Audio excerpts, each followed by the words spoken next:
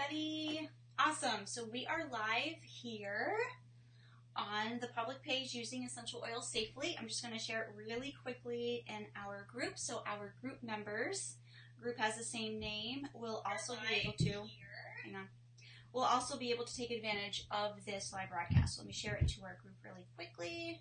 Share to a group. There we go. So those of you who are watching this in our public group, please make sure if you are creating a content or a comment, I should say, that you are on our public page to make sure that I can see all of your comments on here. Otherwise, I'm going to have to check on a different device to see all of your comments. So the topic of today's broadcast is going to be about discussing the visible signs, or maybe the invisible signs, of any adverse reactions a child or an adult may have to certain essential oils. You know, there's always cautions out there for certain essential oils, and there are people wanting to know, you know, what are going to be the reactions that we are going to see. What are the signs that my child is not doing well with this specific essential oil? Hey guys, hey Bree and Carol and April and Fabi and Sandra. Awesome. Yeah, so share this broadcast. Thank you so much, Sandra, for sharing the broadcast to make sure that your friends also can learn the signs of when essential oils are not doing well for you or for your child.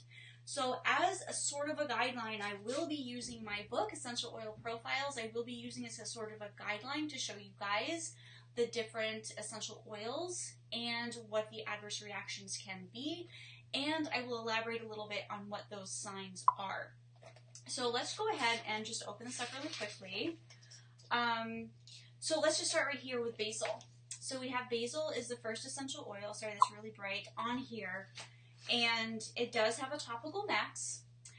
This is for the linalool chemotype only. This is the only chemotype that I recommend if you are going to be using basil that you choose due to the least amount of adverse reactions possible with this essential oil.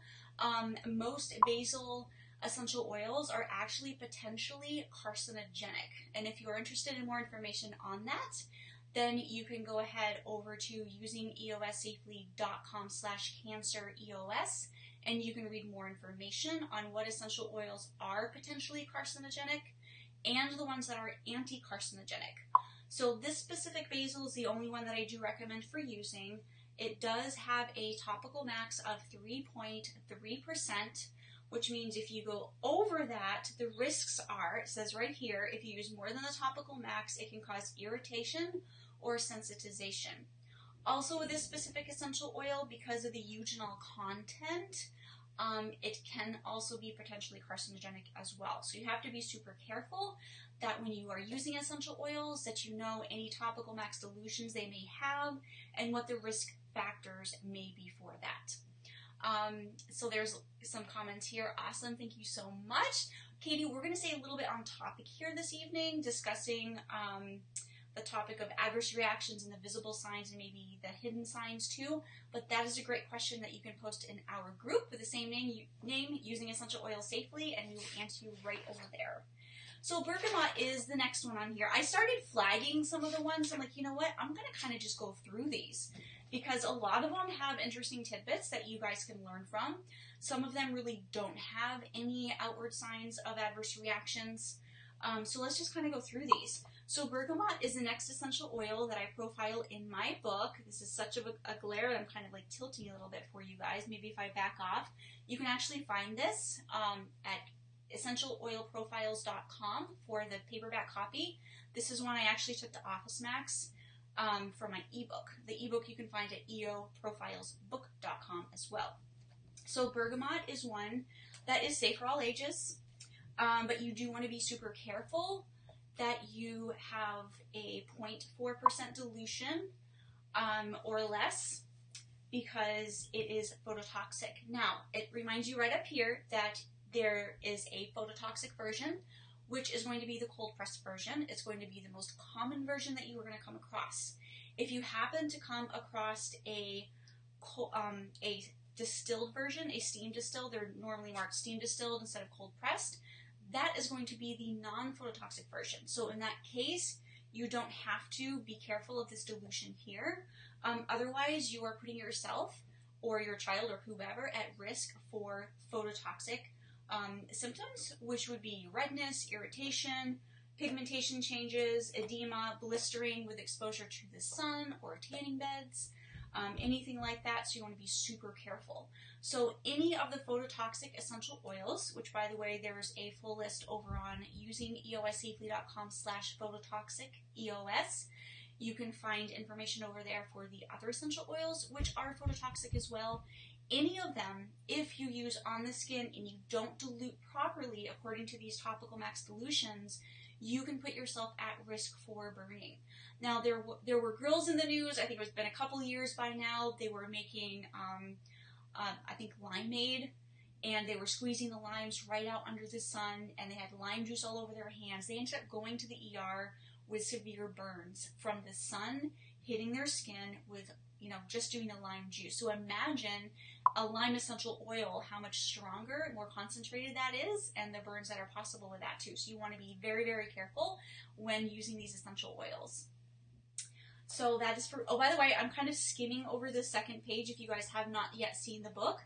The second page does list the therapeutic properties and the benefits of the essential oils as well as the safety on the other side. So the next essential oil that we have, hey guys, hey Sue and PD and Megan. The next essential oil that we will be discussing, again, I started flagging these and I realized I'm just going to kind of go through this whole book here, is cardamom. Now, cardamom is one, you may have heard me talk about high 1,8 cineol essential oils and how you have to be very careful when using these certain essential oils with children because of possible slowed respiration or labored breathing. So that would be the signs of anything with high 1,8 cineol content. You want to avoid using either topically or having them breathe, either or, both, all of the above. Children under the age of 10 you want to be super careful with because they potentially could have those signs of not breathing well. So if you're diffusing, either it has a blend with cardamom or eucalyptus or rosemary, we're going to get to those as well, you want to be very, very careful. So the outward signs would be, they're starting to, maybe cough or, hiccup or, kind of feel uncomfortable, or, they can't breathe well, especially if your child or yourself, you're prone to asthma. This could be something that could trigger it as well. So you want to be very, very careful with that. So that would be an outward sign of an essential oil not working well for you. And realize this age 10 is just sort of an estimate. There are children that are 10, that are 11, that are 12, that are exposed to simple diffusion, not even a fairly high dilution topical in the chest, but even a simple diffusion can trigger adverse reactions. So you want to use this as sort of a guideline, but, if your child, especially if they're underweight or, they have immune system issues, you want to be very, very careful with that. So this is cardamom. So this is one, it's not a hugely common essential oil. It's not as common as, say, eucalyptus or rosemary for respiratory issues, but this is one you want to be very, very careful with. So on the essential oils that do not have a topical max, you still want to dilute before applying to your skin just to prevent your general average, irritation, redness, sensitization type of issues. That can happen when you are applying a pure, undiluted essential oil to the skin. Remember, essential oils are highly concentrated. You want to always dilute them down before using them on the skin. And of course, there's no need to dilute before you're adding to a diffuser or an inhaler. The air is pretty much going to be your dilutant in that case. And for animals, Penny, we do have a couple of posts using eossafely.com/safedogs/safecats. Those are the two posts for cats and dogs, and that will give you information specific for those animals as well. I do list that information, though, in my book, if you can see. Yay! I'm tilting it so it's not so glary, but I do have information for pregnancy and breastfeeding, as well as safe for ages, as well as if it's safe for dogs and cats, okay? So just as a little bit of a spoiler, I don't have any essential oils that are safe for cats. You can find more information on that link /safecats that I mentioned a moment ago. But there are many essential oils that are safe for dogs. And there's information in the back, by the way. There's a whole section on cats and a whole section on dogs as well in the back of the book. So there's bonus sections here as well. It kind of list out the information. So you don't necessarily have to flip through every page and kind of go, okay, that's okay for dogs, that's not. I have a list for you in the back so that you can reference that more easily. So the next essential oil that I want to go over with you guys is carrot seed essential oil. So again, we are going over what the adverse reactions may be, what that means, you know, visibility-wise, or if it's something that may not be visible, if you're having an adverse reaction or not. So carrot seed would be the next one that I'd like to profile for you guys right here. And by the way, there is a sample over at essentialoilprofiles.com. You can download a sample of this book as well. So this is one, carrot seed, that is not recommended for pregnancy. And a lot of times you will see pregnancy and breastfeeding kind of lumped together. So if it's not safe for pregnancy, it's also not safe for breastfeeding. And this is sort of, you know, an overcautious thing, because as you're growing your baby, if you're using certain essential oils, or as you know, those of you who have been pregnant and had children, you have to be very careful what you yourself are exposed to, because your baby is also affected by that. So in theory, if your growing baby is adversely affected by an essential oil or other product, it's also a possibility that if you are breastfeeding, that your small infant could also be affected by that. This specific essential oil, carrot seed, may interfere with gestation. So it's likely to be safe for breastfeeding, but not during pregnancy. But this is something that you alone have to decide for yourself, but just letting you know what the risk possibility is for this. So the signs of adverse reactions for something that may interfere with gestation is typically malformations in the baby. It really depends on, you know, what the issues are, what the constituents are in the essential oils, the possible reactions that could happen from that. This may not be something that would happen at all, but apparently it has happened in the past, so you want to be very careful. There is no topical max for that, but as always, you want to be careful when you apply any essential oils to the skin that you are diluting first. So the next one, again, we're talking about adverse reactions, is going to be Cassia essential oil. Now, this is a really cheap, inexpensive version of cinnamon. It is not one that I recommend that you ever purchase. If you are going to purchase a cinnamony type of aroma, then I would suggest you go with cinnamon bark or cinnamon leaf. This is one you will find hidden in blends to replace cinnamon bark and cinnamon leaf, which really aren't that expensive anyways.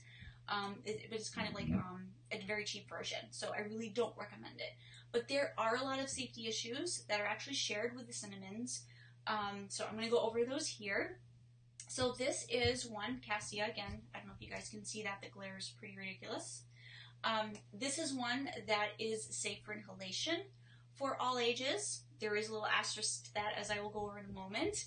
But it is one that you want to be very careful topically. And this is, honestly, this is for all ages. Everybody needs to be very careful before they use Cassia or the cinnamon leaf or cinnamon bark. So we're going to go over what those cautions are and what they look like, and then you can decide if that is something that is safe for you or not. The reason for the topical age +2, or age 2+ years, I should say, is because of the possibility for irritation or sensitization. And as we have learned, children under the age of 2 have much thinner skin than a 30-year-old woman. Likewise, an 80-year-old woman or man is going to have thinner skin as well, because your skin gets thicker with age, and then it starts to thin out with age. So you want to be very careful with that. It is not safe for pregnancy, and that's because it's embryotoxic. And it's not also safe for breastfeeding. It's not likely to be a problem if used during breastfeeding, but like I said a moment ago, it's a possibility. This has been shown to be toxic to a growing baby. So again, it's up to you if you feel comfortable also using it during breastfeeding, or if you want to also avoid it during breastfeeding. That's totally up to you. But just so you know, these are the cautions. It's not recommended for use with dogs or cats. And if you choose to use it topically, you have to stay within a 0.05% dilution. So to learn more about dilutions, you can go right on over to my website using eossafely.com/dilute. And you can see charts over there. I actually, in this book, have some charts as well that I will show you really quickly. So there's a whole diluting section back here. I do have charts for you. I have information first, of course, and then I also have charts for you here. So here's one of the charts that you can find right in this book. And here are some other charts as well, so you can find out how to properly dilute depending on the size of your bottle. So those are just a couple of pages. There's several pages of charts in there so that you guys can learn more about diluting essential oils, because it's super, super important. And this is based on cinnamaldehyde content, and this is why the topical max dilution. So if you do use more than that, you will see the visible signs of redness, of irritation, and sensitization possibly, which means even if you use this at proper dilution, if you have used it, say, daily, purely neat, you put it right on your skin neat every single day, for a few days or maybe a few weeks, your skin could become sensitized at some point. Some people are sensitized on the very first application. Other people are sensitized after a couple of applications, or maybe it may take a few weeks of daily applications. But just remember, the higher the dilution and the more frequent that you actually use that high dilution, the higher your chance of side effects, of adverse reactions, I should say, of risks. They're most commonly referred to as side effects as far as medicine, but they're actual direct effects, they're adverse reactions. So here are the cautions for Cassia, and again, these are shared by cinnamon bark and leaf as well, so you want to be super careful. If you are taking aspirin, if you have bleeding disorders, if it's before or after surgery, like 2 weeks before or after surgery, you want to avoid using this because it is an anticoagulant, which means it inhibits blood clotting. So you want to be super careful. You never want to use this topically on broken skin, and there are some drug interactions as well with this essential oil. So you want to avoid inhaling, using topically, or ingesting if you are using aspirin or other blood thinners, and don't use internally if you are using diabetes medication. Okay, so you want to be very careful. So all that information is right here on this page. And again, there's therapeutic benefits and therapeutic properties and benefits of this essential oil on the second page. Okay, so I'm going to skip ahead really quickly to the cinnamon bark and the cinnamon leaf, just so that you guys can have an easy compare between the three of them. They're very similar. Like I said, they're very, very similar. I would say the main difference is going to be that cinnamon bark has a topical max of 0.01%, and cinnamon leaf has a topical max of 0.6%. Cinnamon leaf, also you need to be careful. There's drug interactions if you are on pethidine, MAOIS, and SSRIS. So those are the drug interactions for that. So the drug interactions are a little bit different, but the whole caution for children and pregnancy and breastfeeding are going to be the same between Cassia and cinnamon bark. Cinnamon leaf, however, is going to be safe for all ages. Cinnamon leaf is also safe for pregnancy and breastfeeding, and it is the only one safe also for dogs as well if you're going to use it with your dogs too. So those are kind of like the three that are very similar in nature. So cinnamon leaf is going to be your preferred essential oil of the three of those. So before I dive into Cedarwood Atlas, again, we are going over what adverse reactions could look like when it comes to essential oils so that you know the signs to look for. So I'm going to go over your questions, your comments really quickly. So this book, Kellyanne, this book is Essential Oil Profiles. This is one I have currently available as an ebook and on pre-order as an actual printed book in full color. So this is the printed version of my ebook that I took to Office Max, and it cost me $30 to get the cover in color as well as the diluting charts in color. Everything else though is black and white. So I do have a full color option available over at essentialoilprofiles.com. I will be purchasing these from a printing company. So at Office Max, if you choose to purchase the ebook yourself, you can print it at home. If you have a color laser printer, that's probably the most cost-effective method for you. If you take it to Office Max and get it, like I said, black and white, except for like a few pages, it's going to be around $32. If you get this in full color, they would have charged me $140. So I'm able to get a better deal getting this printed myself through a publisher. So I have some pre-orders available. Last I checked, and it's been a couple hours, so the number probably has changed. I only have 20 more copies of the pre-order available. I was only going to grab 50 of these, but they sold out in like just over a day. So I will be ordering 100 copies. I will not be ordering any more at this time, and there's only about 20 left. So if you want this printed for you in full color with free shipping, I will sign it for you. The ship date is estimated. That means when I receive them and I ship them to you. So my shipping them to you is about April 15th.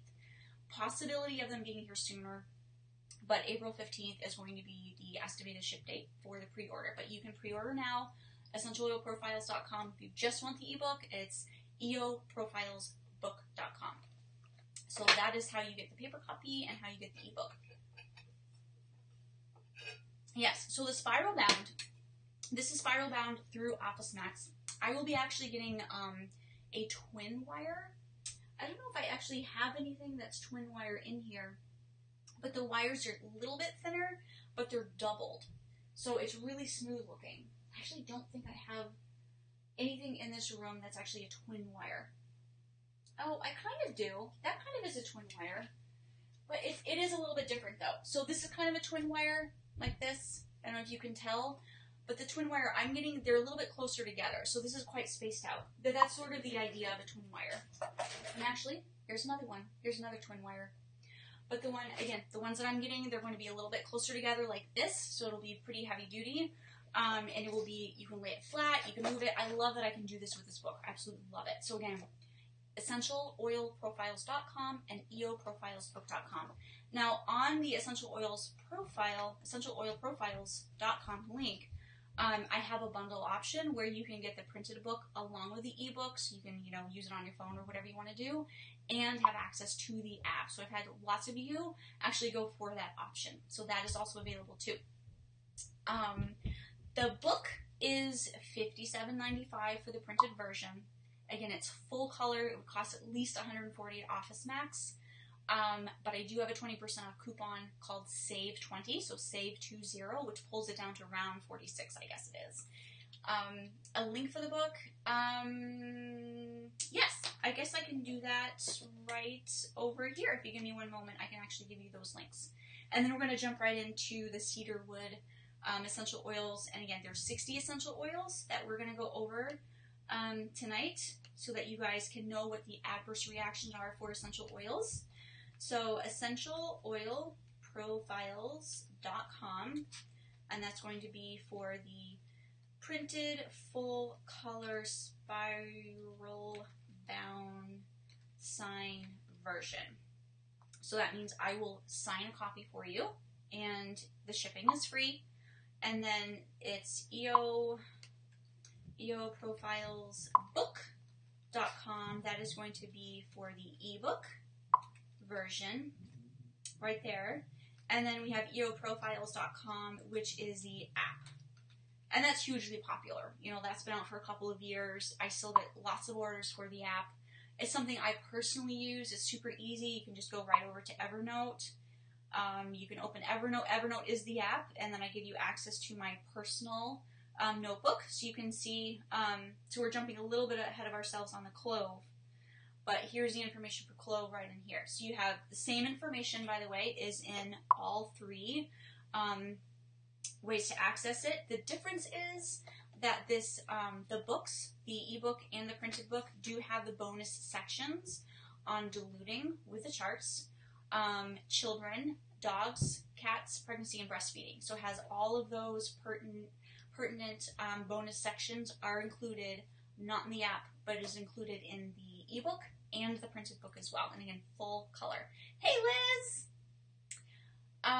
So there, I think, so I got your questions on, I can't see all the questions over there, I have to look over here. I got all of your questions on the book itself. So I'm going to show you a cover really quickly while I'm holding it, so you guys can actually have something to see. Okay, so there we go. Your dog just ate a napkin that has diluted tea tree and lavender on it. Well, that's not cool. Oh boy, dogs. So no, if you paid the $27 for the ebook, then that is not the printed book. So if you purchase the ebook, you have an instant download. It's right there in your area as soon as you make the purchase. If you can't find it, just click on My Downloads over on the website that you've already logged into and made your purchase. Click My Downloads, and then you'll see all the products that you have purchased. Just click on the ebook one, and then you can download it immediately. It's a PDF. There's a couple of different versions. There's a download that you can download. That is simply an ebook version, and then there's one that if you want to take it somewhere to be printed, it has a couple of blank pages in there, so it comes out nicely. Because guess what I did? I didn't think about the blank pages, and so what happens is, instead of, see with the essential oils, I don't know if you can see, so as I'm flipping here, do you see how they're on the side? You can easily see where the essential oils are, so you can pick them out. Isn't that nice? So on the bonus sections, guess what happens? I think diluting is there really nicely. Let's see when we get to the end here. So diluting is really nice, but then what? Guess what happens? Look. Ah! So carriers, oh, see, carriers, that's another section I left out. So carriers is in here too, but it's on the inside. So that's not cool. And then I have children, same thing happened. Well, look. See, it is just like totally messed up. So the ebook, by the way, is fine. The ebook version is currently fine. This is the first version that I took to get printed, and I'm like, okay, this is not cool. So the ebook version is actually fine, and the version, if you were to take it to be printed, it's all cool now. So that's what the difference is. So the file to be printed is a few pages larger for that reason. So let me just make sure that I didn't skip any important questions, and then I'm going to jump right in. So, I can also answer these out. So no, you can't get this book on Amazon currently. The thing with Amazon is, I love Amazon, but when you're a seller, they want a ton of the profit. It's like, I worked for this. I don't want to give somebody like 75% of the money or more. I mean, that's insane. So I'm just going to do it myself. Okay, I think I grabbed all. I'm going to go over this after anyways to answer your questions, by the way, if I happen to skip any. Available in the USA. Yes, so I can't ship anywhere outside the US. So you will have to grab the ebook version, at least at this time. It's just, I can't do it, especially with the free shipping. No can do. So let's talk about Cedarwood Atlas. For those of you who are just joining, I am discussing the adverse reactions of essential oils. So I'm going through my book, Essential Oil Profiles, for you right now, so that you can, it's backwards for me, so I'm kind of messed up, so that you can see with me what those adverse reactions may or may not look like in your child or for yourself. So Cedarwood Atlas actually is all good.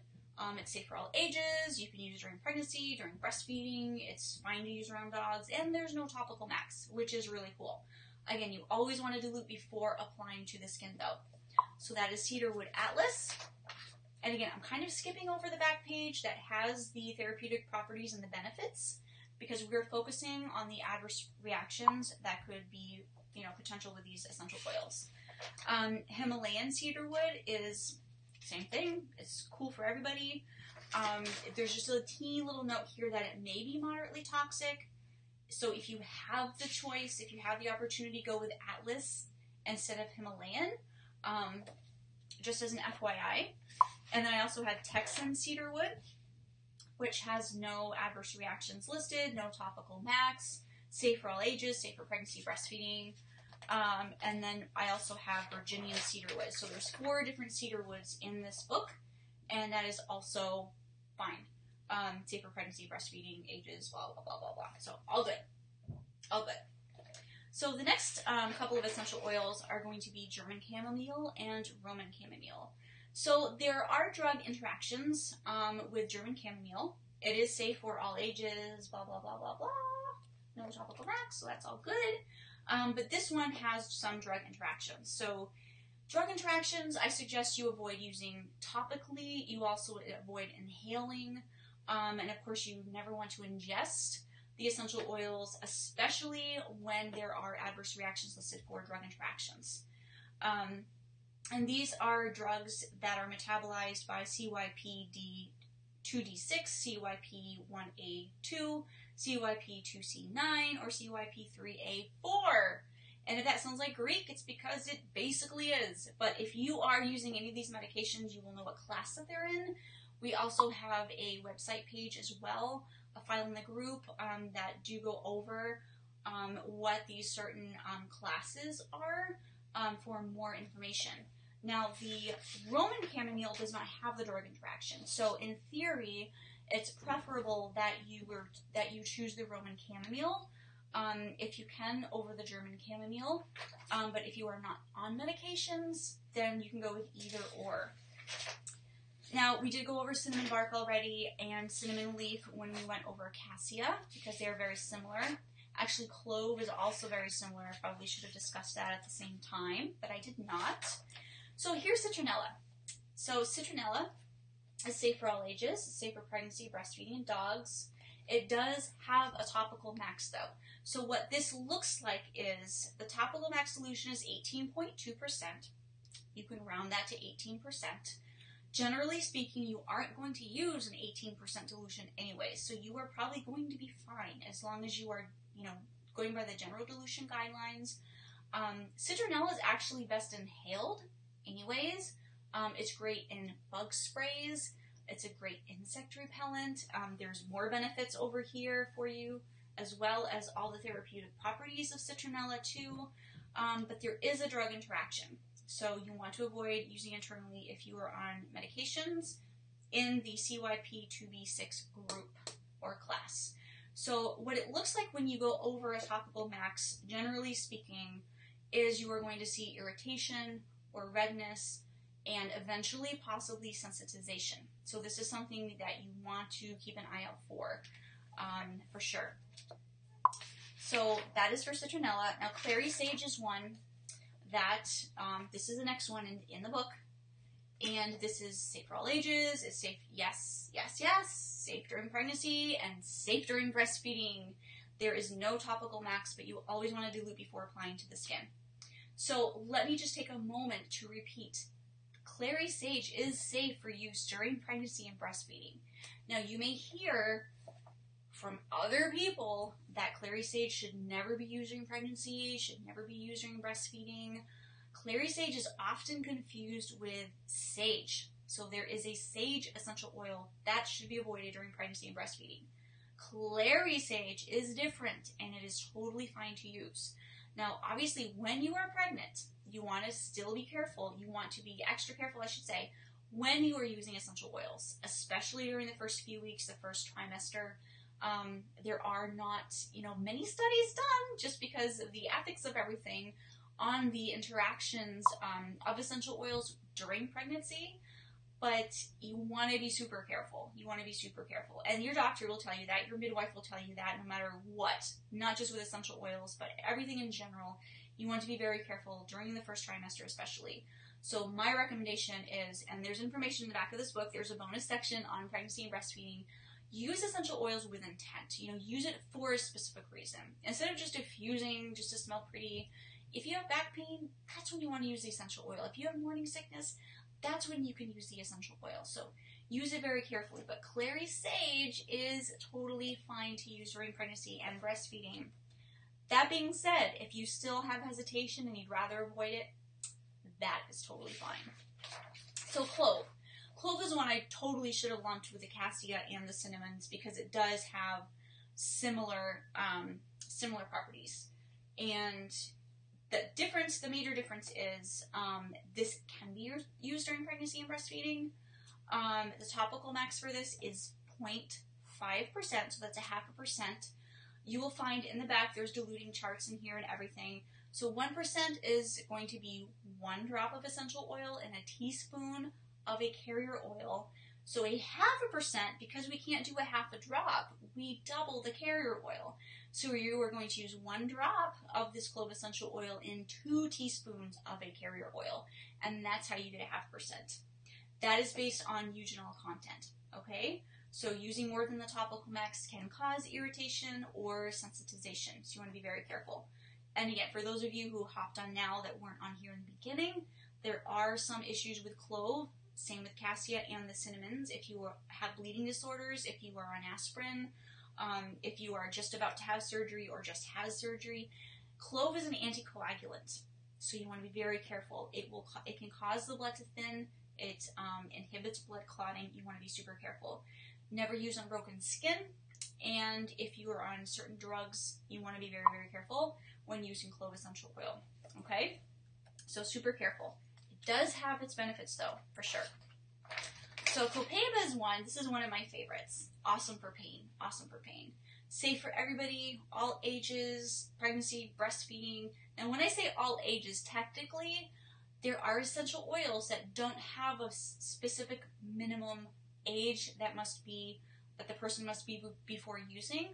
But that being said, a general rule is you want to avoid exposing your 6-month-old or younger child to topical use and even the inhalation of essential oils. So over age 6 months, you can start with intent and with purpose exposing your child to child-safe essential oils when diffused in the room. We generally recommend that you avoid, if possible, using essential oils topically on children under the age of 2. Obviously, if they have, chicken pox or some, bruise or something, obvious that needs to be attended to, that is a time where you can then use a child-safe essential oil on them. But otherwise, if you are rubbing lavender on them to get them to sleep, there's no need for that anyways. Inhalation is going to be a much more effective method for that. So when I say safe for all ages, that means technically, if you need this, if your 1-year-old is in pain and you need to use copaiba, it's okay to use. It's not okay. Alrighty. So here's cypress essential oil. Cypress, there's one that really doesn't have adverse reactions. The only thing with cypress that you need to be aware of is you just need to dilute it. There's no specific topical max here, but as a general rule, you want to make sure to dilute the essential oils before using them on your skin. So the next one we have is going to be eucalyptus. No, it's not. It's going to be LMI. So this is another one that's super good for pain too. And again, no topical max, safe for all ages, pregnancy, breastfeeding, blah, blah, blah. Okay, all good, all safe. So this one is eucalyptus peppermint. So this is not actually like a eucalyptus or a peppermint. As far as, peppermint, we generally recommend you avoid using under the age of 6, and eucalyptus avoid using under the age of 10. But this one is totally fine. This is Eucalyptus divis, so that is the specific type of eucalyptus that this is right here, and this one is safe for all ages, so this is one that you can use. Now the reason that this is safe for all ages is because it barely has any 1,8-cineol in it. So what that means is it's really not going to be very effective for respiratory issues, at least not as effective as a high 1,8-cineol eucalyptus or peppermint, but technically this is safe.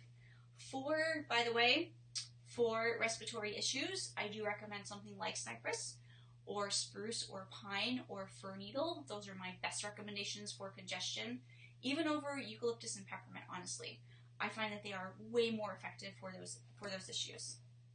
I do have a recipe for that, by the way. If you go to freeeoclass.com and scroll down, you will find that there is a class, anti-congest class, and you can find my 2 best recipes for you right over there for congestion. Okay, so this is eucalyptus. So here's one where you could see the adverse reaction happening before your eyes. Now this has happened. I've had moms send me short videos. There's been many comments in our group. This is our public page. There's been many comments on our Using Essential Oils Safely Facebook group saying, even up to age 10, 11, 12, that their child has had breathing issues. So eucalyptus is one, and you can see it's globulus, radiata, smithi, etc. This is the essential oil that has high 1,8-cineol and is not recommended for either inhalation or topical use based on the high 1,8-cineol content for ages under 10. Again, general rule. There could be some 8-year-olds that are going to be okay with diffusing. There may be a 10-year-old that's not okay with diffusing. So just keep in mind your child could stop breathing. It's kind of serious. They could struggle to breathe. Kind of serious thing breathing is. We kind of all need to breathe. So if possible, try to avoid this essential oil until they are at least 10 years old. This is fine for use during pregnancy and breastfeeding. And I do get questions like, well, if it's not safe for kids, then how come it's okay for me if I'm breastfeeding? Because it's okay for you if you are breastfeeding. I don't recommend that you slather it on yourself and breastfeed your child, but if you have this in a lotion at a low amount, or if you're using it in an inhaler, or if you are diffusing while they're napping, that is all cool. It does have a topical max of 20%, but you're not likely to need that high of a dilution for anything anyways. So that is what an adverse reaction could look like, labored breathing. So fir needle is my absolute favorite essential oil for congestion. Super effective. I know you get eucalyptus is good for congestion, and you get lavender is good for sleep. No. Fir needle. Great for congestion. Awesome for congestion. Safe for all ages. It does not have a topical max, so it's not recommended for use around dogs or cats. But you can use it with yourself, you can use it with your kids, and it's super effective. Hey Terry! Hello! So Bonnie, does clary sage affect hormones? Back to the clary sage really quickly. It's not, essential oils are not hormonal. They do not contain hormones. What they can do is they can make you feel good, they can make you feel calm. So if you are having PMS type symptoms and you use certain essential oils like clary sage or geranium, it can help you on that level of calming you and making you feel good, and it can make you feel as if your hormones are being balanced, but they're technically not. They're just making you feel good, so they are having that good effect that you need to calm or to, feel better or have your tummy feel better or whatnot. But they're not technically messing with your hormones. No, they're not. So frankincense is the next essential oil that we will be discussing, and it really doesn't have adverse reactions. It's safe for all ages, it's safe for pregnancy and breastfeeding. It does not have a topical max. Again, like anything, you want to make sure to dilute it before you apply it to your skin, just to be sure. Some essential oils have been proven to affect hormone balance. Send me some links. Send me some links, Jessica. All I know is that technically essential oils do not contain hormones, so there's no estrogen, there's no progesterone, there's no testosterone in essential oils. But like I said, they can have an effect sort of having hormonal benefits, in the sense that it can help make you feel good. It can help make you feel balanced without actually affecting your hormones specifically. And whether that calming effect then translates to affecting your hormones, possibly. It's a little bit complicated if you want to get into that direction, but they don't contain hormones themselves. So they're not hormones, they affect hormones. They can have an effect as far as they can help calm you. Yes. Great question. So geranium, speaking of ones that can be good for PMS type symptoms, geranium right here, it does have a drug interaction with diabetes medication. It can actually help enhance the effectiveness of diabetes medication, but when it comes to blood sugar, that's really not something like, oh, geranium, that's great, so let me just go ahead and add geranium to my water and drink it so that, my medications will work better. When it comes to blood sugar, you really don't want to mess with that. You want to be super careful. It can go too high, too low, and that is not going to be fun for you. It's going to make you not feel good, very good at all. It does have a topical max of 17.7%, which if you go over that, the adverse reaction can be causing irritation or sensitization. You're generally not going to need a dilution higher than that anyways. But geranium has some awesome therapeutic properties and benefits as well. It's really great for hormonal type issues or situations, depression, spasm, all those awesome things. But we're trying to focus on the adverse reactions, so I'm trying not to get into the benefits tonight, but I can do that another night though. So ginger is one, safe for all ages, safe for pregnancy, breastfeeding, no topical max dilution, so you shouldn't see a topical reaction from ginger, or a reaction if you diffuse it from ginger at all. Unless you're using it neat for a length of time, you could eventually see some redness. So grapefruit, here's one with a nice adverse reaction you can see. So here's grapefruit essential oil. It does have a topical max dilution of 4%, and this is due to it being phototoxic. This is based on bergamot content. You could see redness, irritation with exposure to the sun, pigmentation changes, edema, even blistering, possibly, if you go over the 4% dilution. So if you are using grapefruit essential oil topically, then you want to make sure you go under 4% or under. You want to be very careful with that because you don't want to go out in the sun and get blisters or redness or burns. That's not cool at all. Grapefruit is one that I generally just inhale anyways. But you can use it topically for, things like wrinkles or skin issues. Helichrysum, one of my favorite essential oils. Helichrysum has no issues, has no safety issues. Safe for all ages, safe for pregnancy, safe for breastfeeding. You can use it with your dogs, no topical max. So it's all good. All good. So jasmine is one that does have a topical max dilution of 0.7%, so that's just under 1%. And so if you go over that topical max, this is technically an absolute, by the way, not an essential oil, which is, why the lower dilution. You could get irritation, possibly sensitization if you are using more than the topical max.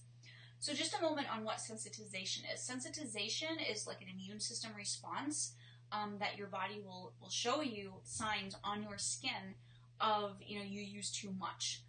Just like people with food allergies, if they eat too much of something that can trigger that allergy for them, they can have pretty severe adverse reactions. So this is sort of a similar thing, but on your skin.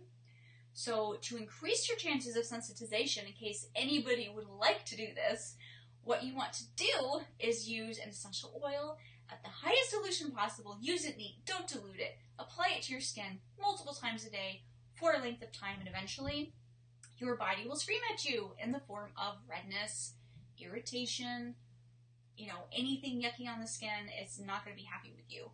To the point where even if you just smell the aroma of that essential oil, it can trigger an adverse reaction.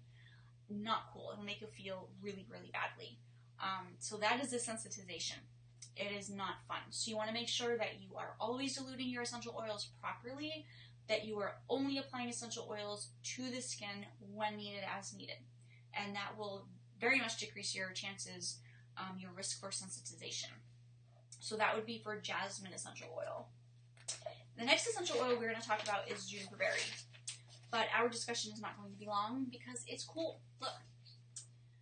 Safe for all ages, safe for pregnancy, safe for breastfeeding, and there's no topical max either. This is one that's really good for congestion type issues, and even good for arthritis and spasms and nerve pain too.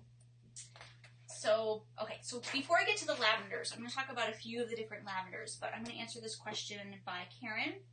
The best way to dilute essential oils for bug repellent on skin, water, oil, witch hazel. I prefer to use water or hydrosol, so I have my very best recipe for you. I'm going to show you this cover while I'm talking. My very best recipe for you is using eossafely.com/TOBO. Tick off, bug off.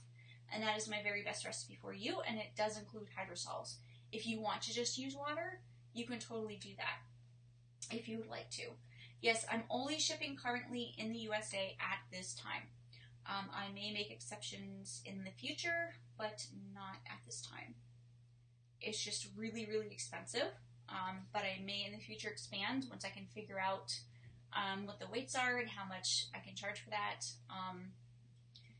I don't know the exact shipping rates for every country, so that's just a little bit of complication. So right now it's going to be US only. So again, this book, it's my new book. You can pre-order at essentialoilprofiles.com, and the ebook is available at eoprofilesbook.com, and the app version is eoprofiles.com.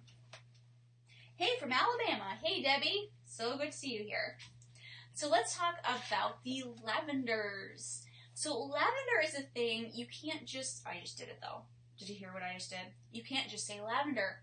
You can't just say lavender. Oh, yeah, use lavender essential oil. There are different kinds of lavender essential oil.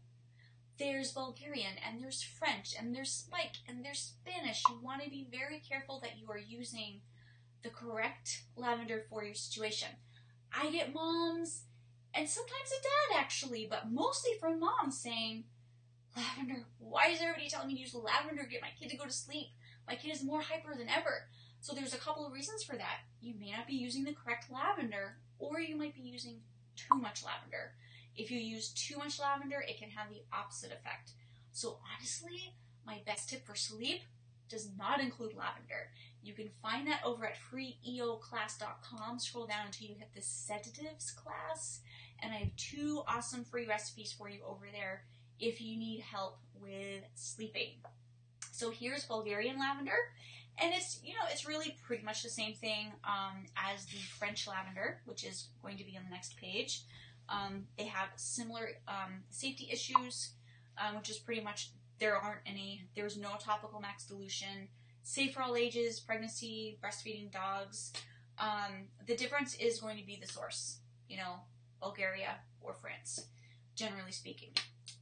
So that's the major differences there. They do share the same therapeutic properties and benefits. So the difference between those and Spanish lavender, okay, so there is a Spanish lavender that is not recommended for use during pregnancy or breastfeeding because it is neurotoxic.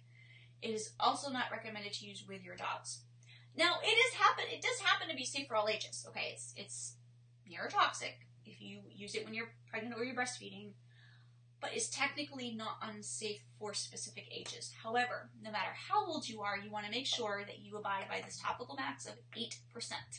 So if you are using Spanish lavender, make sure you are using 8% or less when you dilute it, and this is based on camphor content, okay? If you use more than this, you put yourself at risk for irritation or sensitization. And honestly, some of the constituents that are neurotoxic, the risk is actually more than just irritation or sensitization. The risk could be potentially cancer. The risk could be, you know, other type of skin issues that are not cool. It could be, especially if you're ingesting it, you know, it could be liver failure or, you know, something like that that's crazy and awful that nobody wants. So that is for Spanish lavender.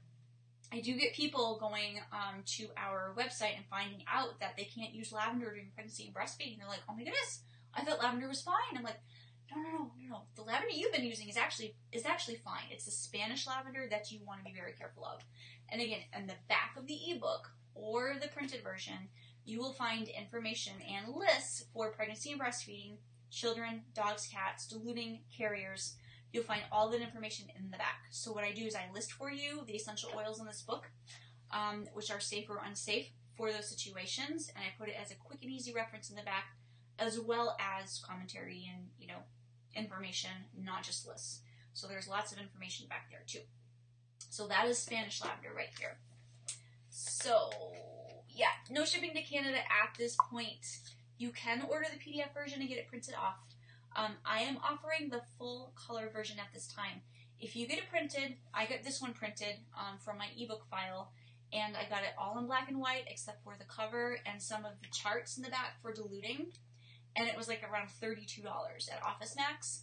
The whole thing in full color, they wanted to charge me like $140 for full color for all of these 200 pages. So you could, in theory, do that. If you have a laser printer, I have a full color laser printer right here. It's probably going to be the cheapest for you. I am going over the guide. Yes, I'm going over this book right now because we had a question in the group about what the signs for adverse reactions looked like. So I'm picking through the different essential oils in here, and we're discussing what the adverse reactions could look like. So I'm focusing on kind of like the dark side of essential oils right now. And one day I'm going to come on here and I'm going to tell you all about the benefits. I'm going to go over all the therapeutic properties and benefits of using the essential oils so that you know how useful they can be. But tonight it's all about the cautions because of a question I received in the group.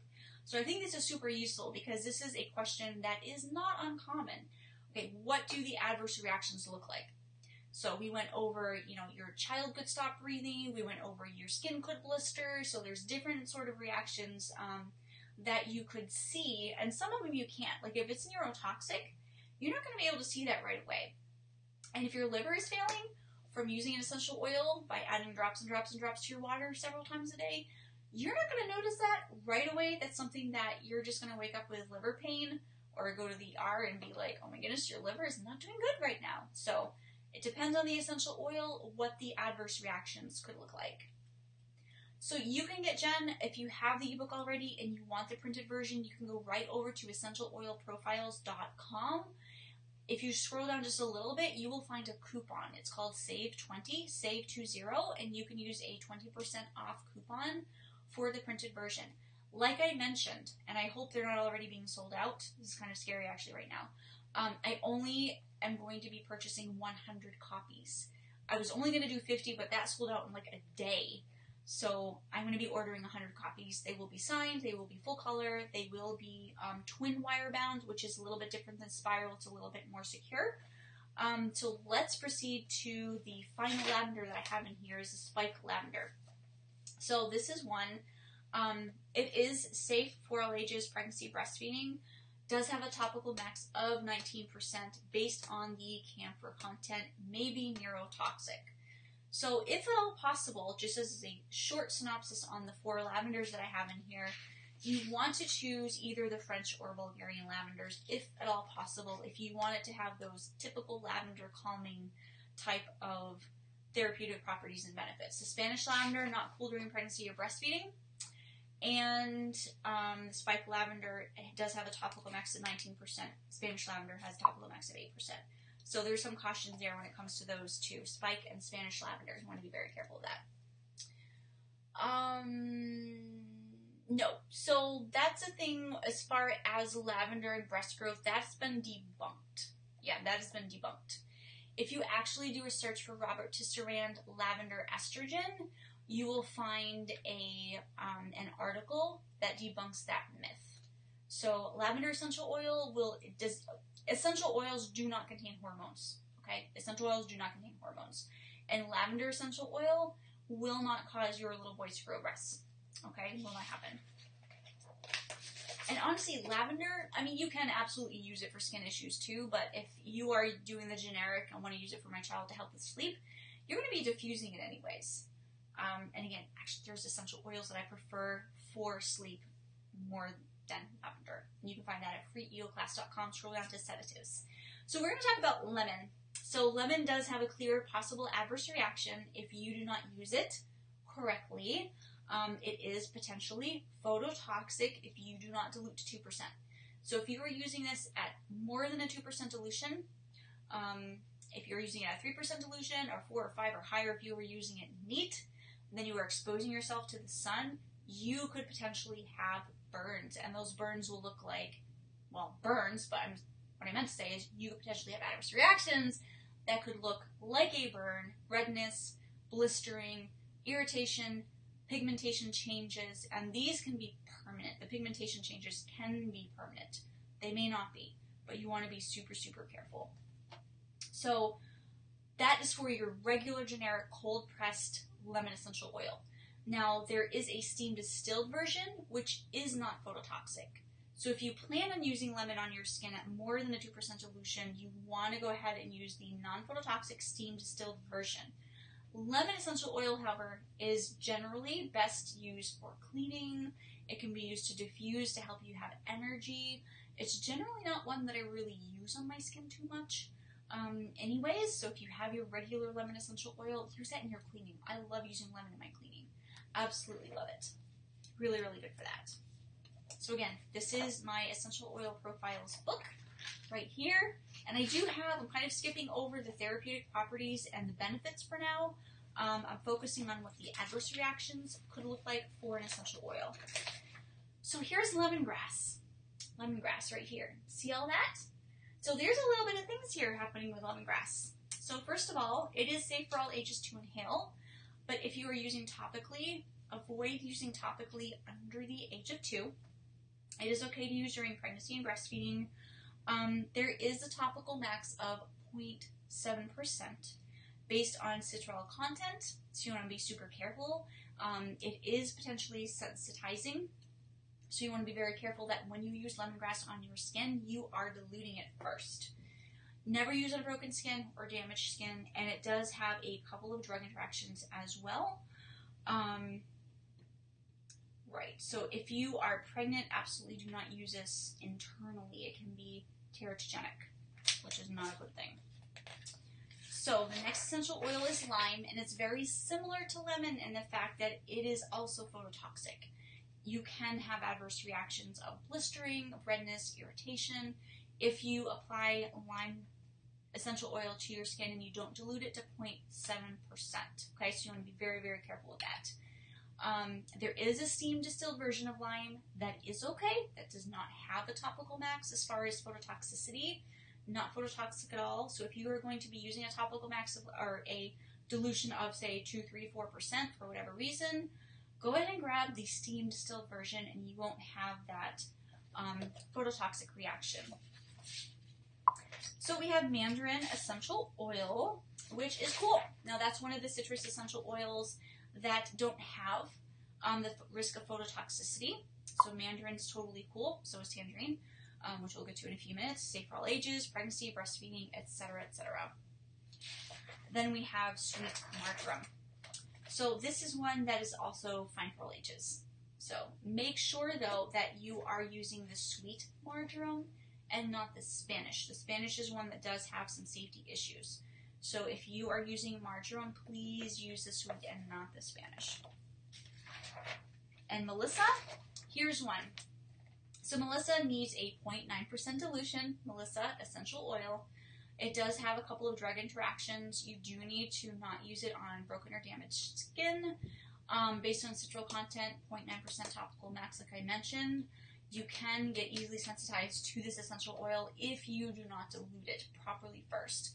So again, sensitization is if you are using it without being diluted and you're using it maybe daily on your skin, and you know, the higher the frequency and the higher the lack of dilution, the higher the risk for sensitization.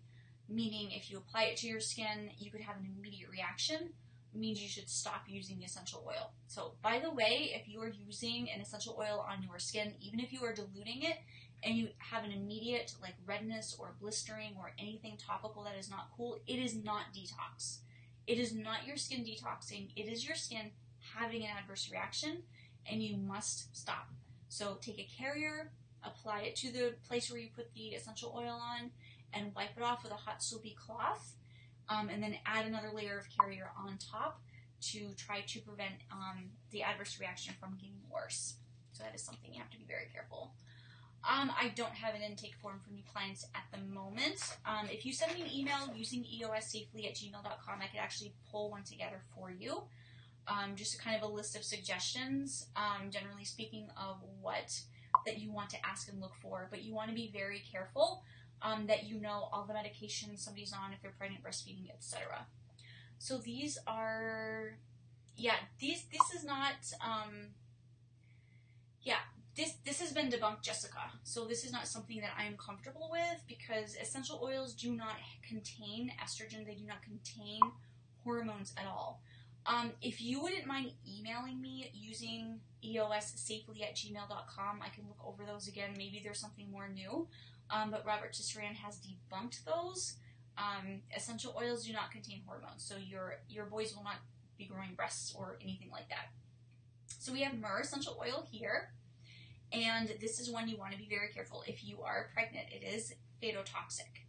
Now, again with breastfeeding, there's kind of two ways you can go with this. You can go with, well, if it's been shown to harm a growing baby if you are pregnant, then you may want to avoid it if you're breastfeeding too.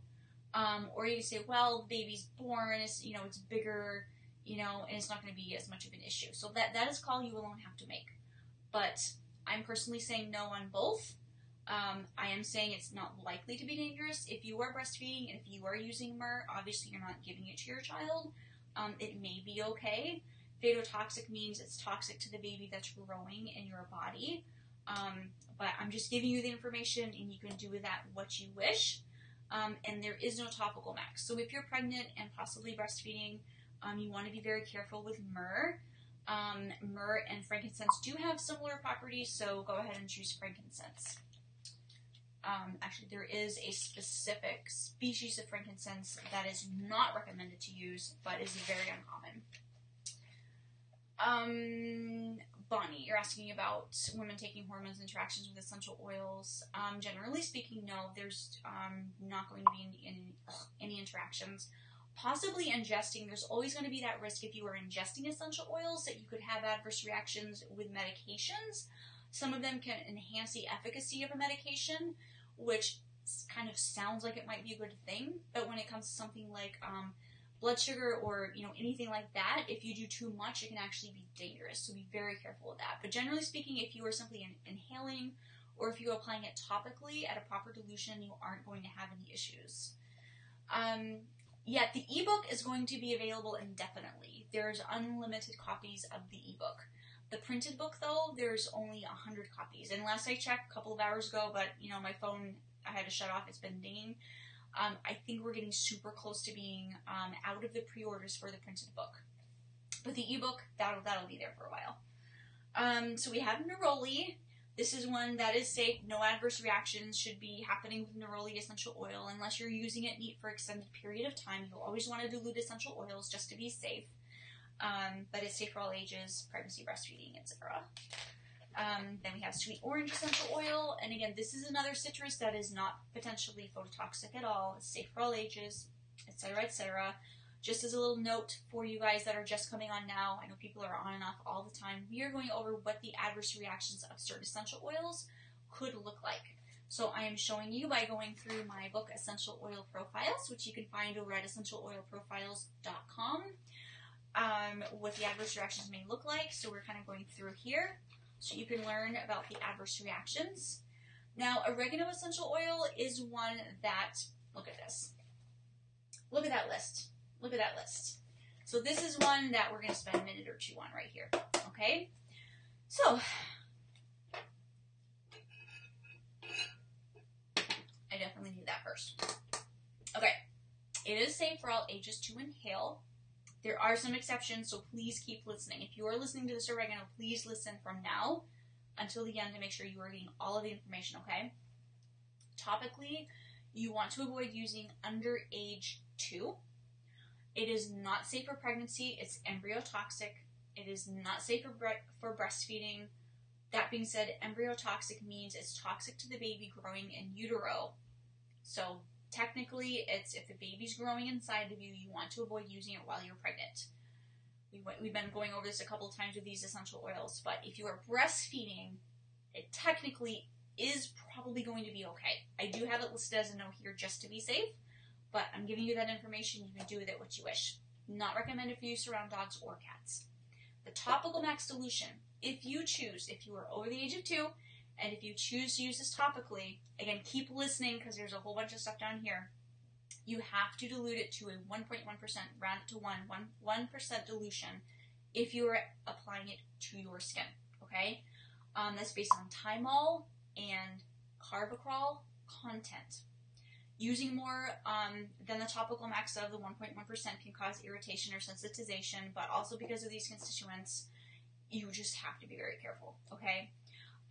If you are on aspirin, if you are taking blood thinners, if you have bleeding disorders, if it's like 2 weeks before or after surgery, if you're going to have a tooth pulled, this is an anticoagulant. We're talking about oregano.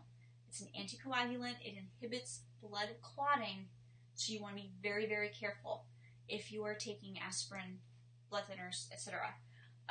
Do not use it topically on damaged or broken skin, and it does have some drug interactions. Again, aspirin, if you are on blood thinners, and if you are on diabetes medication, you want to avoid using it internally, which is something that I don't recommend anyways.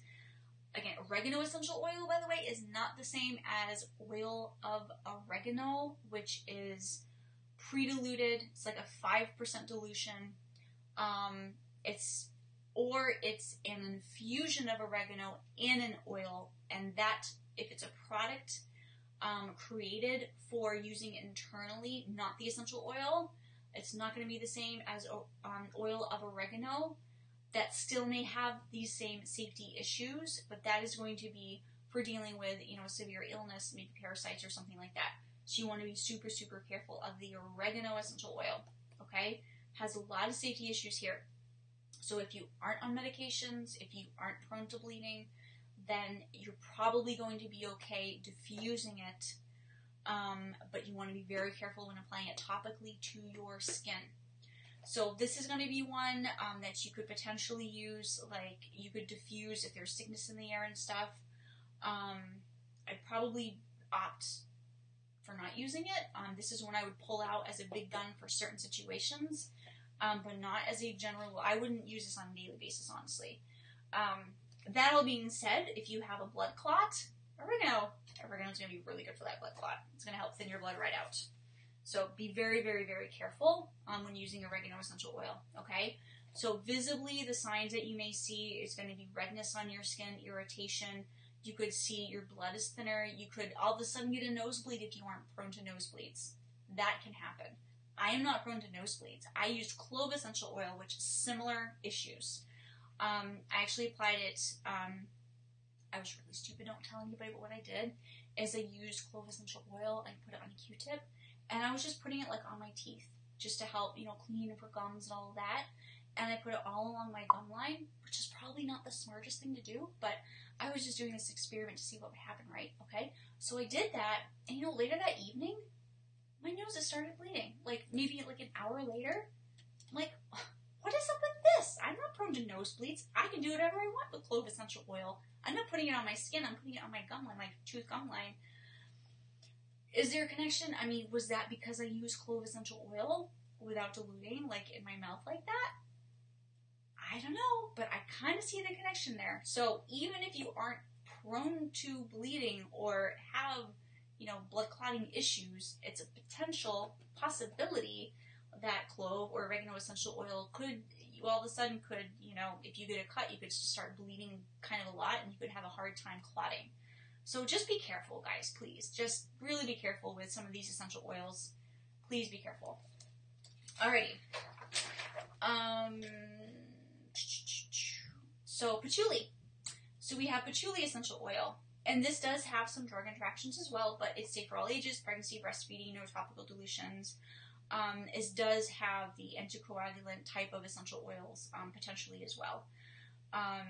If you're on blood thinners or whatnot, you want to be very careful. Otherwise, it's going to be okay. It doesn't have a topical max like the other ones do.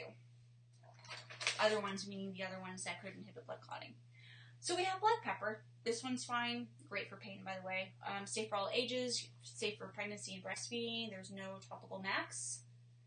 No topical max. So this is black and white. The printed versions that I am ordering that you can have a pre-order for is going to be full color version. So this will be nice and green down here. This will be green. This will be green. Black. This will be purple. Right there. So no issues for black pepper. You do want to dilute it before applying to your skin like any essential oil, just to be safe. And we have peppermint. So there are some issues. There are some signs of adverse reactions, which is the topic of this live for peppermint essential oil. So this is one that, based on the high menthol content, you want to be very careful to avoid using around your children under the age of 6. So this would be one that's an age 6+ years only. Keeping in mind, your 6, 7, 8-year-old may have breathing issues too. So the high menthol content stimulates cold receptors in the lungs, which can mimic, a very cold feeling, a very hard feeling. I mean, if you go outside and it's severe cold, and it's like you have trouble breathing sometimes, and, you don't have any lung issues that you know of, it's just simply that it's cold out and, you have trouble breathing, that is what peppermint can feel like to a child. So if you are slathering peppermint essential oil or eucalyptus on their throat, on their chest, to help them, with breathing or congestion, it can actually have the opposite effect. So it can show slowed respiration or labored breathing in certain children, especially when you apply it topically, but even if they breathe it in.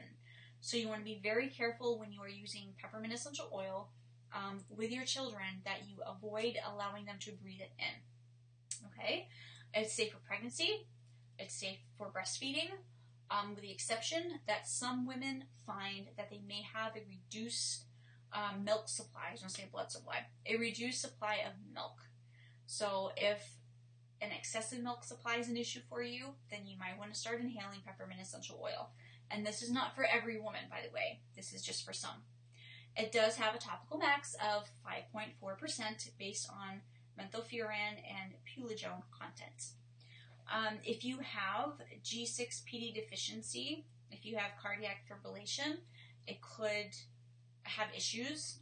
It could cause palpitations. It could cause issues for you, so you want to be very careful. And if we suggest avoiding using this. I suggest avoiding using this internally if you have GERD, any type of issues like that. You want to be very careful. Heartburn, anything like that. You generally want to avoid using essential oils internally anyways, but that can really aggravate the issue. So we have rosemary. We have a couple of different chemotypes of rosemary. We have the camphor chemotype, and then we have the more common cineal chemotype. So rosemary, the camphor chemotype, is safe for all ages. The cineal chemotype is not going to be safe for all ages. That is one that you want to use on ages 10 plus only, based on the high 1,8 cineal content that the rosemary contains. So if you want to use rosemary around children under the age of 10, you want to go for the camphor. Just keep in mind that it may be neurotoxic based on the camphor content. You want to be very careful. If your company that you're purchasing your rosemary from, for one, they should tell you what chemotype it is, and or they should be offering a GCMS report that you can view to see if it is high in camphor or high in 1,8 cineal to know. But the camphor chemotype, you want to avoid using it. It does in a high dilution. You want to make sure that it has a topical max dilution of 16.5%.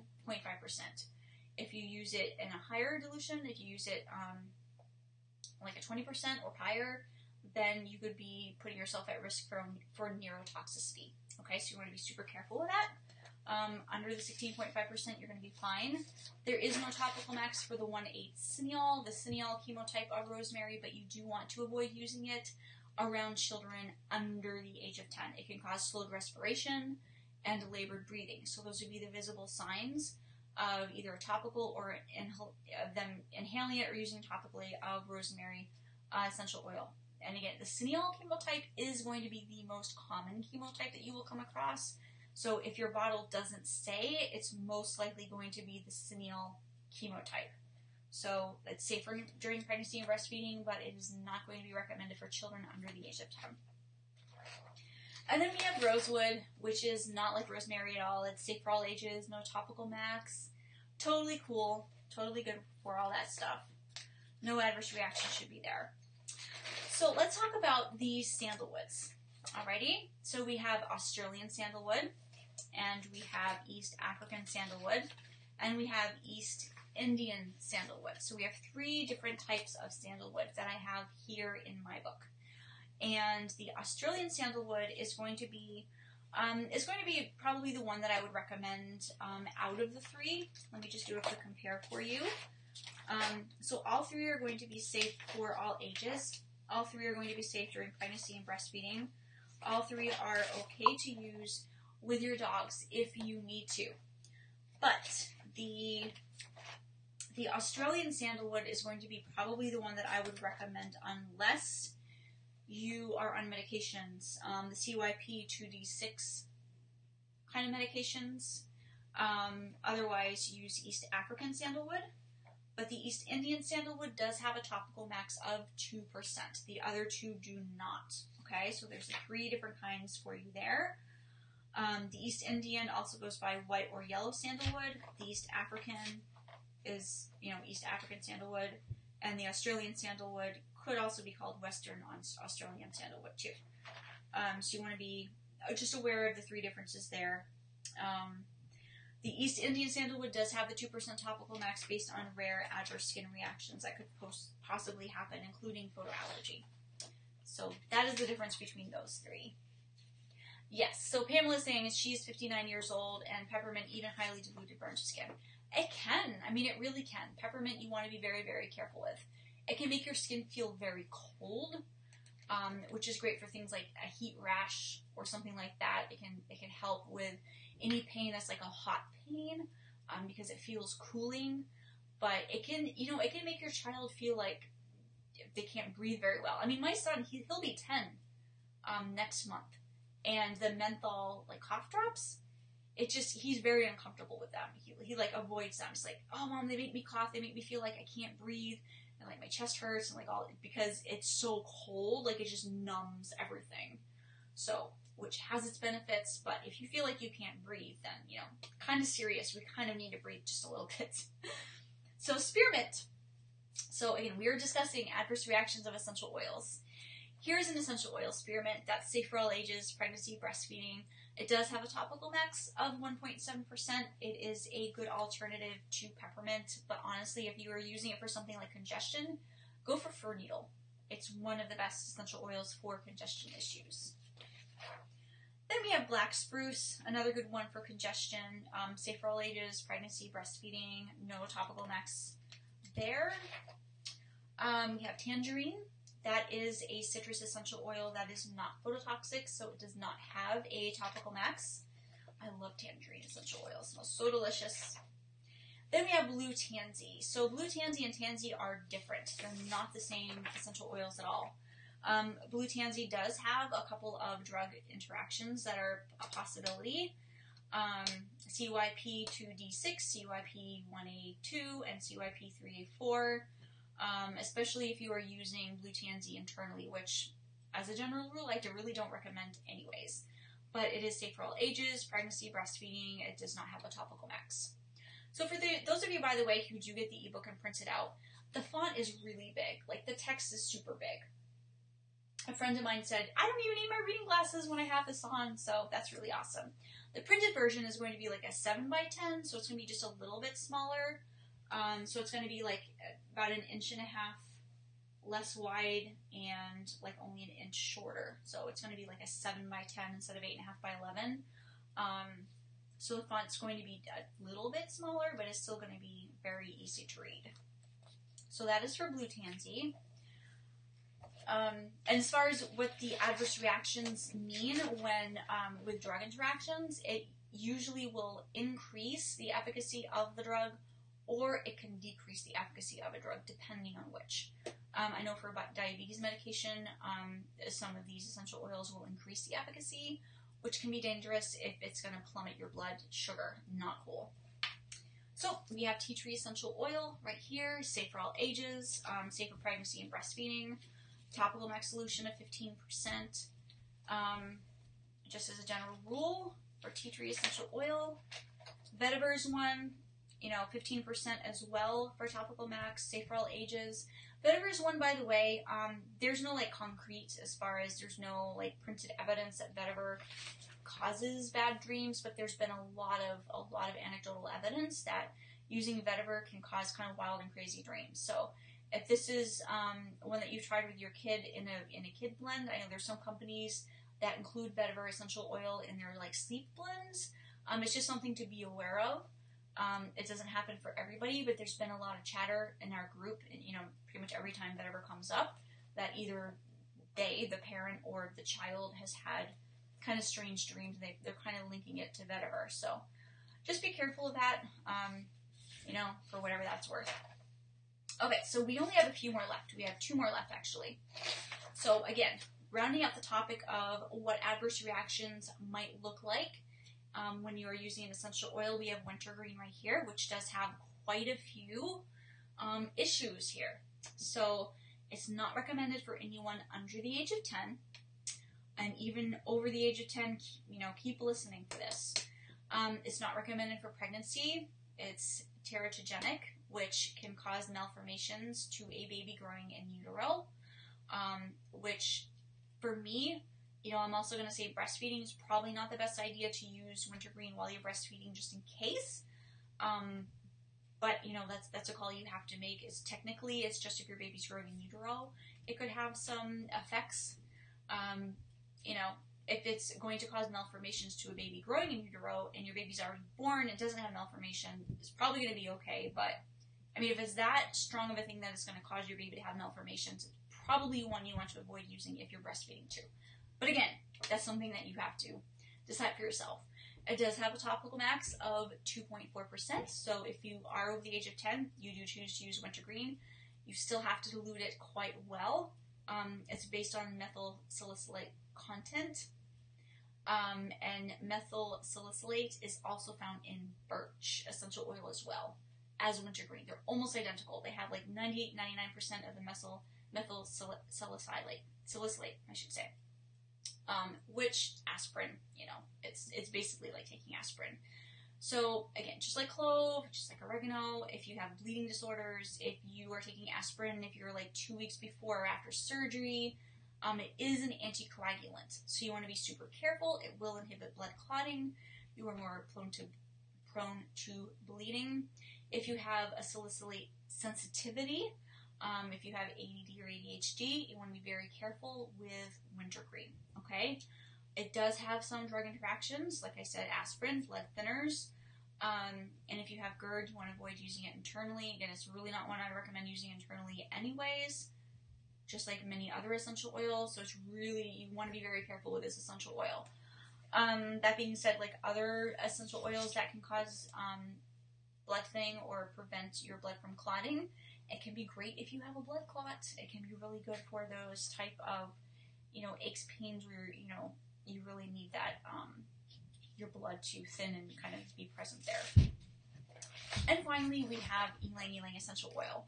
So this is one that does have a topical max dilution of 0.8%, just under 1%.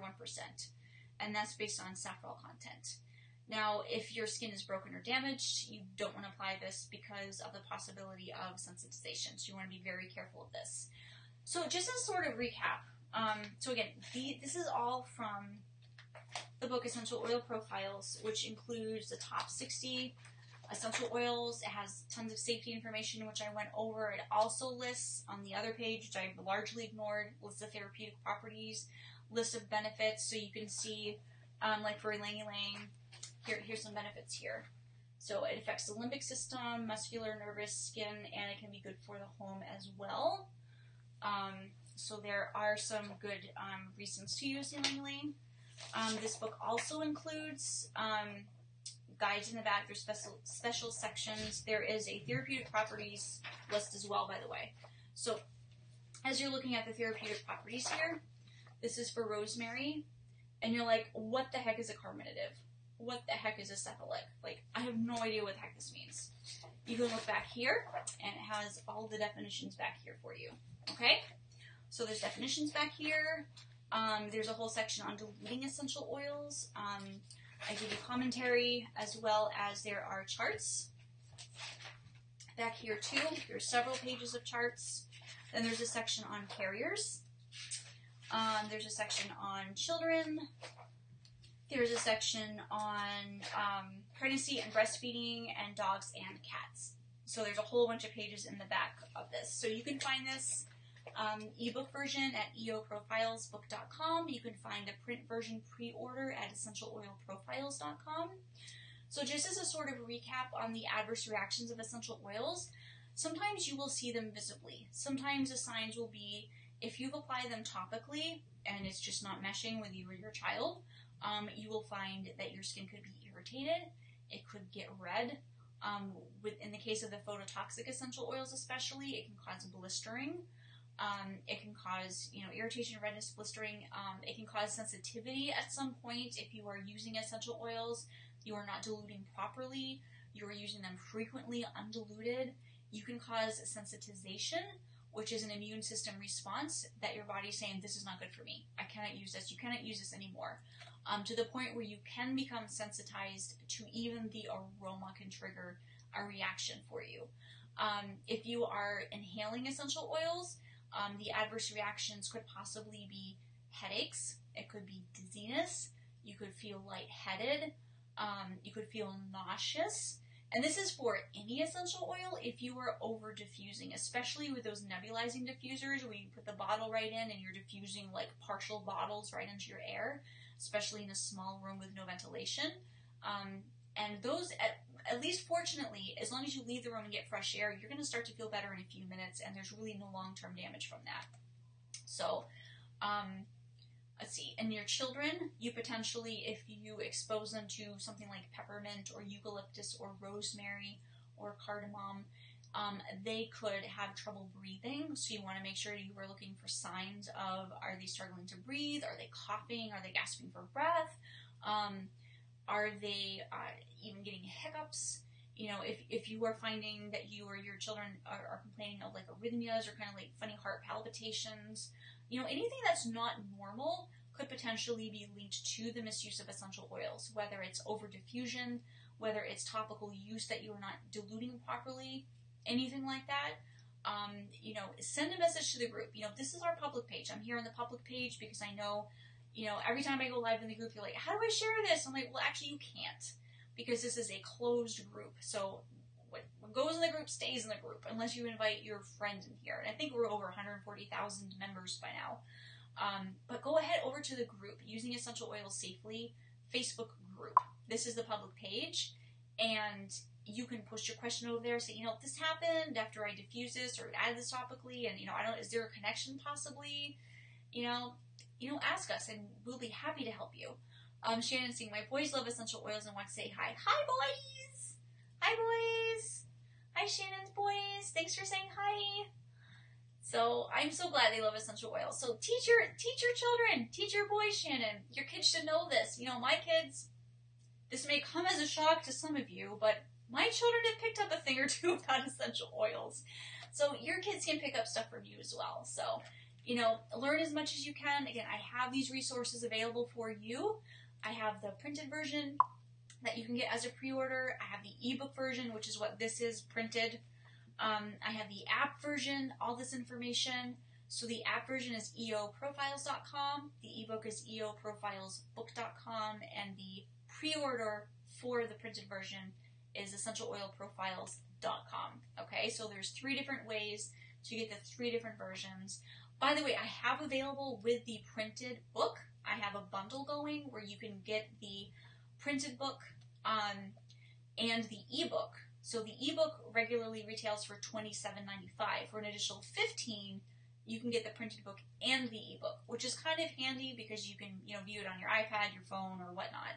And then I have a bundle for the printed version and the ebook and the app for an additional $30. The ebook is the $27.95. The app is $24.95. So it's like $53 almost, and for only $30 more if you buy the printed version, you get that as well. And a lot of you guys are getting the bundle. It just makes sense. I use all versions. Like, honestly, I love printed books. I love them to death. Love them. Especially spiral bound. I can lay them flat. I can flip them around. I can just, I mean, look how easy. I just love this. But digitally, like, if I'm going to search for something, I'm going to use my app. I'm going to do that. So that's how you can get the information. You know, educate yourself. There's plenty of information on my website using eossafely.com. There's plenty of answers to be found in our group as well. So, you know, ask questions, and that is the way you learn. So there's a few questions here I'm going to answer really quickly before getting off. I did not expect to be on for an hour and a half. My son is loving me right now because I'm like, okay, I'm just going to be on for half an hour and then I'll come and say goodnight and stuff. So meanwhile, you can kind of stay up a little bit. So he's like, wow, this is awesome, Mom. It's almost 10 o'clock and you're not even up here yet. I'm so happy. So Don said, I previously used peppermint oil on my son and he has a lot of issues and I have stopped almost 2 years ago and he has been okay since. Do you think he will continue to do okay, or did it harm him a lot since he is 6 now? That depends on what sort of issues he was having. If he was having breathing issues, I would be very careful. I would wait till at least the 6 age mark. What you can do, if you want, I mean, this is how you can find out, is you can take the cap off the essential oil and you can kind of have him smell it a little bit if you want. I mean, I'm actually honestly very uncomfortable even mentioning this because when it comes to breathing issues, it's like, I really don't want to say, try it and see if they stop breathing. You know, it's kind of like, makes me feel really uncomfortable. You really won't know unless he breathes it. I would suggest if you don't need to use the peppermint, don't use the peppermint. You know, use something like fir needle for congestion. I don't know what sort of issues that he's had, but if he has had issues in the past, it's potential that he has not outgrown them. It's also possible that he has outgrown them. Again, I'm not sure what the sort of reactions that he's had in the past. I would just be very careful when it comes to essential oils. Charlotte saying, I appreciate your caution. I see what friends say and do, and I'm thankful I have you as a resource. Thank you, Charlotte.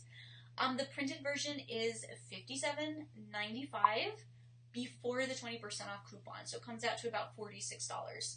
If you purchase the ebook version, I'm just letting you know, so I took my ebook version to Office Max, and the whole thing is black and white, except for the cover and a few of the dilution charts in the back, which are right here. It was $32 for black and white, except here they are.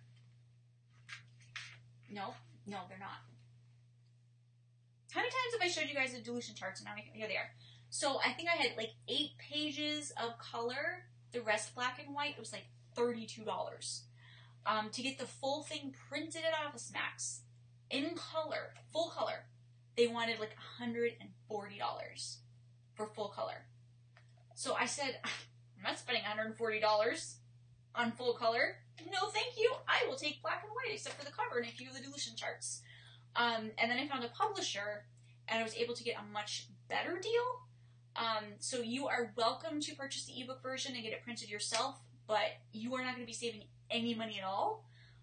In fact, it's going to cost you a ton more. So what I'm offering in the printed version is full color. Okay, full color. So, you know, that's $140 plus the $27 for the ebook. So it's like $170 if you want to go do it yourself. Or if you have a laser inkjet printer, no, that doesn't happen. If you have a full color, a color laser printer, I should say, you can print it out at home if you wish, and kind of, you know, do the hole punch thing and put it in a 3-ring binder or whatever if you want to. That's totally fine. So that's that.